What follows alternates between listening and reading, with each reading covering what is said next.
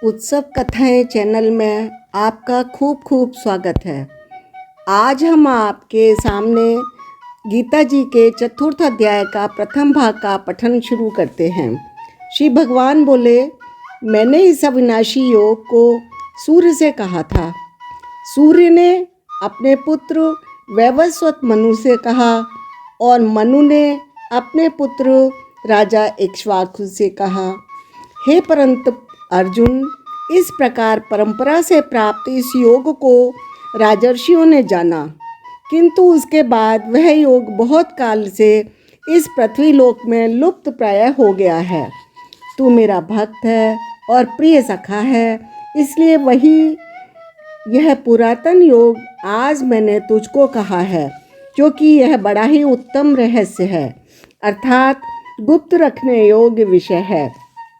अर्जुन बोले, आपका जन्म तो अर्वाचीन अभी हाल का है और सूर्य का जन्म बहुत पुराना अर्थात कल्प के आदि में हो चुका था।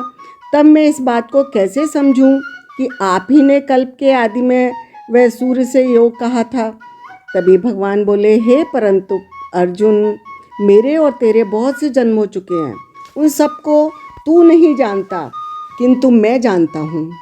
मैं अजन्मा और अविनाशी स्वरूप होते हुए भी तथा समस्त प्राणियों का ईश्वर होते हुए भी अपनी प्रकृति को अधीन करके अपनी योग माया से प्रकट होता हूँ। हे भारत, जब जब धर्म की हानि और अधर्म की वृद्धि होती है, तब तब मैं अपने रूप को रचता हूँ, अर्थात साकार रूप से लोगों के सम्मुख प्रकट होता हूँ। साधु पुरुषों का उद्धार करने के लिए, पाप कर्म करने वालों का विनाश करने के लिए और धर्म की अच्छी तरह स्थापना करने के लिए मैं युग युग में प्रकट हुआ करता हूँ। हे अर्जुन, मेरे जन्म और कर्म दिव्य अर्थात निर्मल और अलौकिक हैं। इस प्रकार जो मनुष्य तत्व से जान लेता है, वह शरीर को त्याग कर फिर जन्म को प्राप्त नहीं होता, किंतु मुझे ही प्राप्त होता है। पहले भी जिनके राग भय और क्रोध सर्वथा नष्ट हो गए थे और जो मुझ में अनन्य प्रेम पूर्वक स्थित रहते थे, ऐसे मेरे आश्रित रहने वाले बहुत से भक्त उपर्युक्त ज्ञान रूप तप से पवित्र होकर मेरे स्वरूप को प्राप्त हो चुके हैं।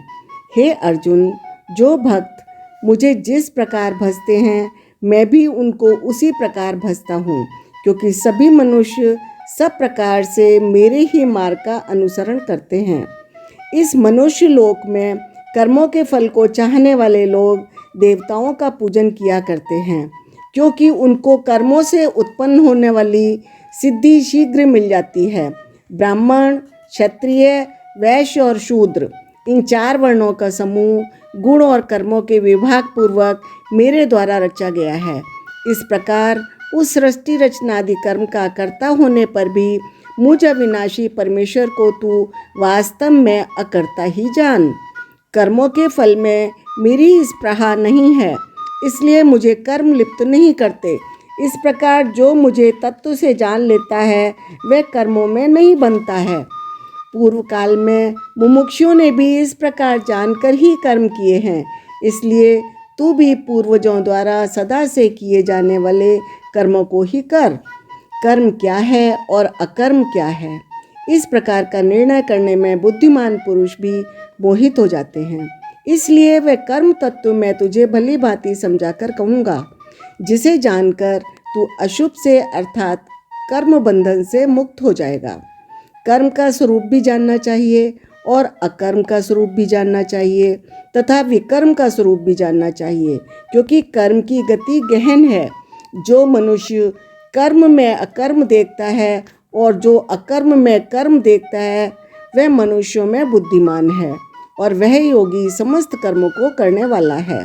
जिसके संपूर्ण शास्त्र सम्मत कर्म बिना कामना और संकल्प के होते हैं तथा जिसके समस्त कर्म ज्ञान रूप अग्नि के द्वारा भस्म हो गए हैं, उस महापुरुष को ज्ञानी जन भी पंडित कहते हैं। जो पुरुष समस्त कर्मों में और उनके फल में आसक्ति का सर्वथा त्याग करके संसार के आश्रय से रहित हो गया है और परमात्मा में नित्य तृप्त है, वह कर्मों में भली भांति वर्तता हुआ भी वास्तव में कुछ नहीं करता। जिसका अंतःकरण और इंद्रियों के सहित शरीर जीता हुआ है और जिसने समस्त भोगों की सामग्री का परित्याग कर दिया है, ऐसा आशा रहित पुरुष केवल शरीर संबंधी कर्म करता हुआ भी पापों को नहीं प्राप्त होता। जो बिना इच्छा के अपने आप प्राप्त हुए पदार्थ में सदा संतुष्ट रहता है, जिसमें ईर्ष्या का सर्वथा अभाव हो गया है, जो हर्ष शोक आदि द्वंद्वों से सर्वथा अतीत हो गया है, ऐसा सिद्धि और असिद्धि में सम रहने वाला कर्मयोगी कर्म करता हुआ भी उससे नहीं बनता। जिसकी आसक्ति सर्वथा नष्ट हो गई है, जो देहाभिमान और ममता से रहित हो गया है, जिसका चित्त निरंतर परमात्मा के ज्ञान में स्थित रहता है, ऐसा केवल यज्ञ संपादन के लिए कर्म करने वाले मनुष्य के संपूर्ण कर्म भली भांति विलीन हो जाते हैं।